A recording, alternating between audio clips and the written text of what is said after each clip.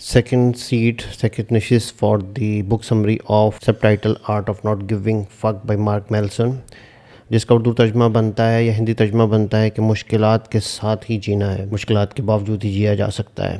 पहले चैप्टर के अंदर ऑथर बताते हैं कि हमारी ज़िंदगी के अंदर बहुत सारी मुश्किलात हो सकती हैं, रिगार्डलेस कि आप कितने भी नाकाम हो, कितने भी बुरे हालात में हो, लेकिन किसी न किसी चीज़ के ऊपर फोकस करके, मेहनत करके आप कामयाब हो सकते हैं। नंबर 2, उसमें ऑथर ये बताते हैं कि हमारी ज़िंदगी के अंदर बहुत सारे मसाइल हैं, लेकिन किस चीज़ के ऊपर फोकस करना है, किस चीज़ को जाने देना है और किस चीज़ को एक्सेप्ट करना है और किस चीज़ के ऊपर जो इम्पोर्टेंस है हम फोकस करके कामयाब हो सकते हैं। ऑथर सेकंड चैप्टर के अंदर बुद्धा की स्टोरी बताते हैं और ऑथर ये बताते हैं कि और यहाँ पर असल मसला ख्वाहिश का है। ऑथर बताते हैं कि आज से तकरीबन 25,000 साल या 3,000 साल पहले नेपाल का एक शहज़ादा था और 29 साल तक उसके बाप ने उसको महल में रखा, तमाम आसाइशें उसको दी, जो भी लग्जरीज थी उसको दी, लेकिन उसको घर से बाहर नहीं निकलने दिया, अपने महल से बाहर नहीं निकलने दिया। 29 ईयर्स 29 साल की एज के अंदर जब वो घर से बाहर निकला तो उसने पहली दफ़ा एक बीमार को देखा, एक जनाजे को जाते देखा और एक भूखे को देखा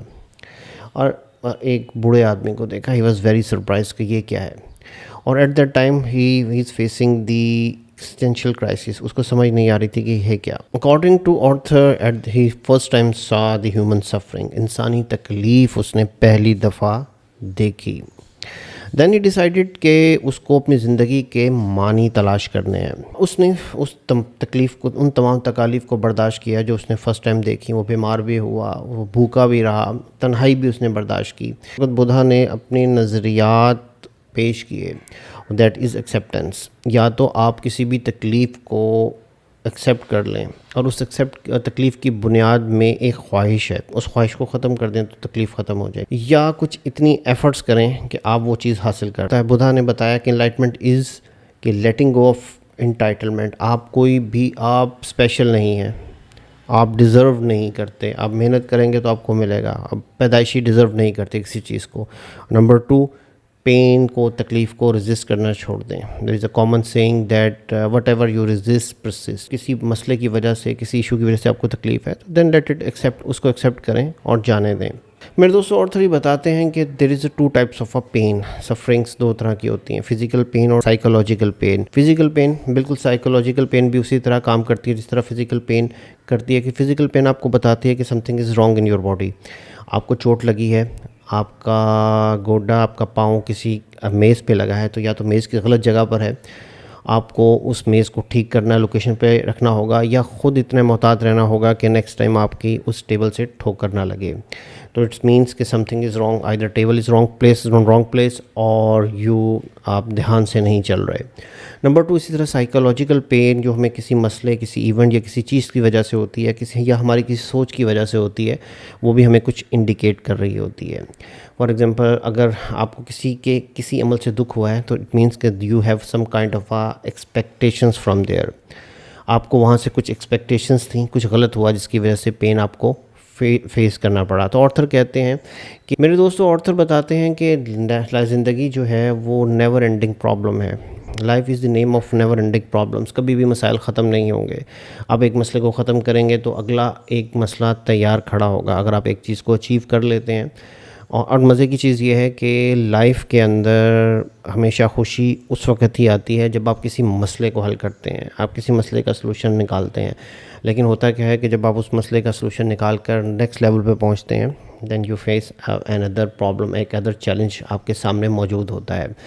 तो इसलिए ऑथर ये कहते हैं कि don't hope life without a problems, hope for life of a good of problems. कि हम हमेशा ये एक्सपेक्ट मत करें कि प्रॉब्लम्स आपकी ज़िंदगी में नहीं आएंगे, ना हो, बल्कि ये एक्सपेक्ट करें कि बहुत सारे मसाइल आपकी ज़िंदगी के अंदर हों और आप उन मसाइल को हल करते हुए अपना वक्त गुजारें और खुशियाँ। और सर कहते हैं कि जब हमारी ज़िंदगी के अंदर प्रॉब्लम्स आते हैं या हमारी ज़िंदगी प्रॉब्लम्स में भरी हुई होती है तो हमारा क्या रिस्पॉन्स होता है। आमतौर पे यूजुअली जो रिएक्टिव पीपल होते हैं या अनहैप्पी पीपल होते हैं वो 2 तरह मसाइल का हल निकालते हैं। नंबर 1, डिनायल, वो मानते ही नहीं है कि मसाइल हों।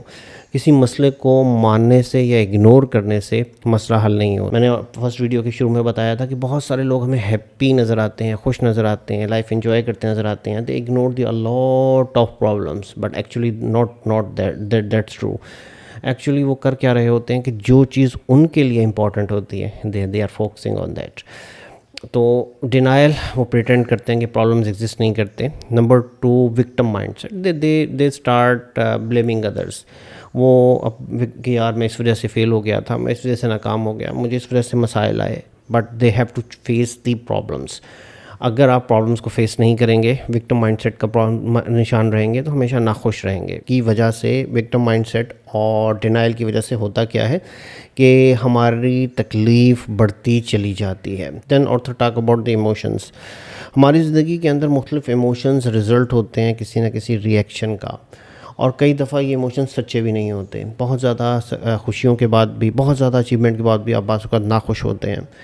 आप ज़्यादा से ज़्यादा की तलाश, बेहतर से बेहतर की तलाश और मज़ीद आगे बढ़ने की तलाश आपको खुश रहने नहीं देती, हालांकि आपकी ज़िंदगी के अंदर बहुत कुछ होता है। Actually there are 2 types of emotions, negative emotions and positive emotions. Negative emotions आपको बताते हैं कि ज़िंदगी में कहीं कोई ना कोई मसला है, you need to correct it. Again it's a sign of a change. आपको तब्दील होना है, या तो आपको उस चीज़ को एक्सेप्ट करना है जिसको आप एक्सेप्ट नहीं कर रहे, या उसको हासिल करने के लिए अगर आप उसको हासिल कर सकते हैं तो you have to put efforts. जो अपने आप को कुछ ना कुछ तब्दीली लानी पड़ेगी, मूवमेंट करनी पड़ेगी, एफर्ट्स करनी पड़ेगी। और if you have a positive emotions, आप खुश हुए हैं, आपको हैप्पीनेस मिली है, then it's also show us कि आपको आगे बढ़ने की ज़रूरत है, आपको मज़ीद आगे बढ़ने की ज़रूरत है, आपको ग्रोथ की ज़रूरत। चैप्टर के आखिर में ऑथर ये कहते हैं कि चूज़ योर स्ट्रगल्स। अगर आपको कोई ना कोई स्ट्रगल चूज़ करनी पड़ेगी। ऑथर ये कहते हैं कि अगर हमसे अक्सर लोगों से जब ये सवाल किया जाता है कि आप कैसी ज़िंदगी चाहते हैं, तो वो बताते हैं कि वो एक बहुत अच्छा घर चाहते हैं, वो एक खूबसूरत बीवी चाहते हैं, गुड रोमांस चाहते हैं, और वो किसी वीकेंड पे ऊंची जगह पर, किसी अच्छी जगह पर, हिल स्टेशन पे जाकर वीकेंड गुजारना चाहते हैं या छुट्टियां गुजारना चाहते हैं, और या किसी कंपनी के बहुत टॉप सीईओ बनना चाहते हैं। लेकिन जब उनसे पूछा जाता है कि क्या इन चीज़ों को हासिल करने के लिए जो स्ट्रगल्स हैं वो आप करने को तैयार हैं, और वो शायद स्ट्रगल स्टार्ट भी कर दें, लेकिन उन मुश्किलात को देखते हुए बहुत जल्दी वो गिव अप कर देते हैं। ऑथर कहते हैं कि actually they did not really want. अगर आप किसी चीज़ को वाकई हासिल करना चाहते हैं तो उसकी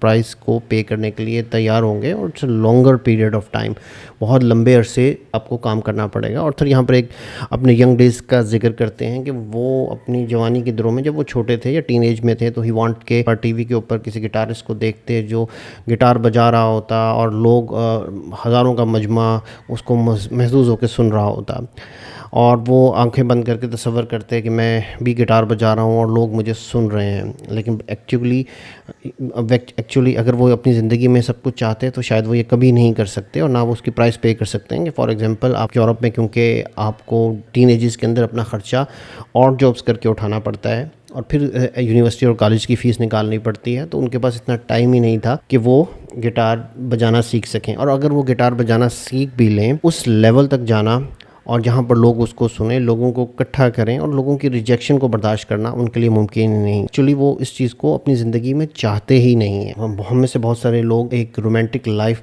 चाहते हैं, कि वो इंजॉय करना चाहते हैं ज़िंदगी को, और दे वांट के वेरी ब्यूटीफुल लेडीज़ उनकी ज़िंदगी के अंदर हों। लेकिन प्रॉब्लम क्या है कि वो रिजेक्शन, बातें करने का टाइम, ख़वातीन को इंगेज करना, रेजिस्टेंस बर्दाश्त करना, रिजेक्शन बर्दाश्त करना, और इट्स अ लॉन्ग प्रोसेस। उस प्रोसेस को प्राइस पे करने को तैयार ही नहीं। एक्चुअली वो सोचते हैं, बट वो उस स्ट्रगल को एक्सेप्ट करने को तैयार ही नहीं। देन ही टॉक अबाउट के अगर आप कोई शख्स ये कहता है कि यार वो किसी कंपनी के टॉप पर जाए, सीईओ बने या सीटीओ बने, तो देन ही हैव टू पे द, एक्चुअली वो ये ख्वाब तो देखते हैं, हम में से अक्सर लोग, इवन मी, कि ये ख्वाब तो देखते हैं, लेकिन इसकी प्राइस ये है कि लॉन्ग वीकेंड्स पे आपको काम करना पड़ेगा, और ऑफिस के अंदर जो पॉलिटिक्स है उसके अंदर आपको इन्वॉल्व होना पड़ेगा। They have to reach on the top.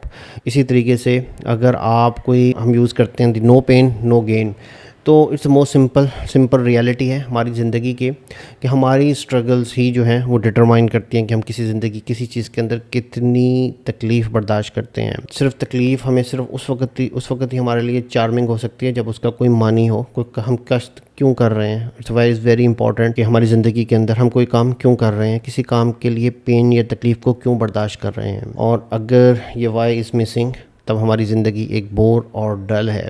तो एक अच्छी ज़िंदगी गुजारना चाहते हैं तो अपनी ज़िंदगी के अंदर बहुत सारे प्रॉब्लम्स को उनकी दुआ करें। जितने ज़्यादा प्रॉब्लम्स होंगे उतने ज़्यादा प्रॉब्लम्स आप सॉल्व करेंगे और उतने ज़्यादा आपकी ज़िंदगी खुशहाल होगी, खुशियों से भरी हुई होगी। Thank you for watching. मिलते हैं अगली वीडियो के अंदर।